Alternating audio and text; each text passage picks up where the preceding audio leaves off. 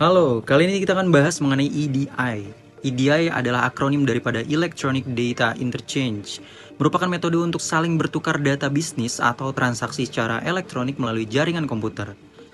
EDI ini adalah salah satu metode pertukaran bisnis yang mengacu pada bidang bisnis komersial dengan menggunakan standar format yang telah ditentukan serta disepakati bersama oleh sebagian besar organisasi yang ada.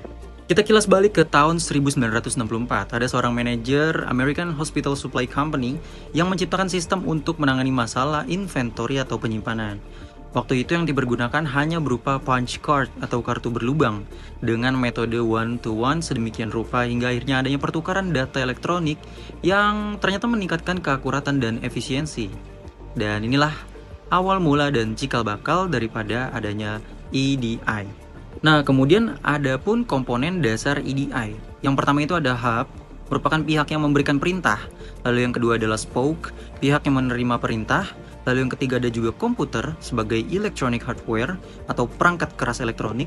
Lalu yang keempat juga ada electronic software atau perangkat lunak elektronik. Nah, kalau ngomongin inovasi, pastinya ada manfaatnya dong. Adapun berikut ini. Yang pertama mengurangi kesalahan. Lalu yang kedua mengurangi biaya.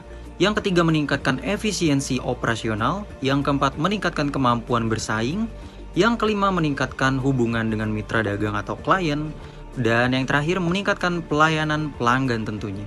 Ya, kalau tadi kita ngomongin manfaat, sekarang kita ngomongin tujuan. Jadi tujuannya adalah agar dapat membantu para pelaku bisnis itu bisa mengolah suatu dokumen dengan pihak lain secara akurat, cepat, serta efisien dalam penyelesaiannya.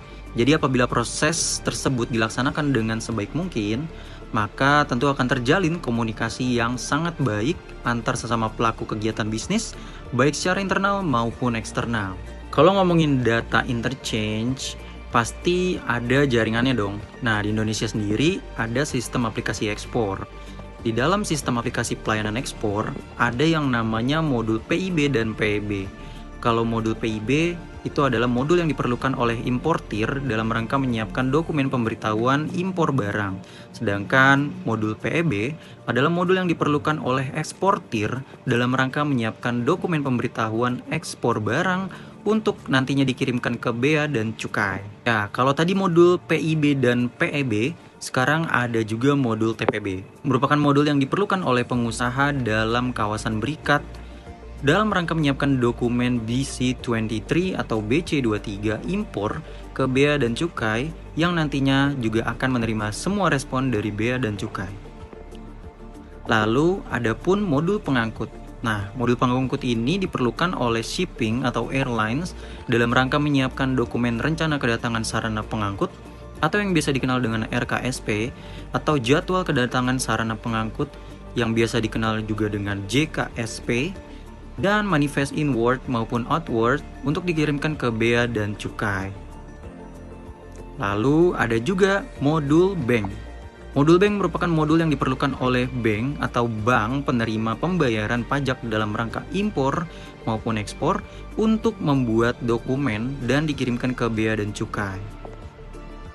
Dan selanjutnya ada juga modul entry manifest.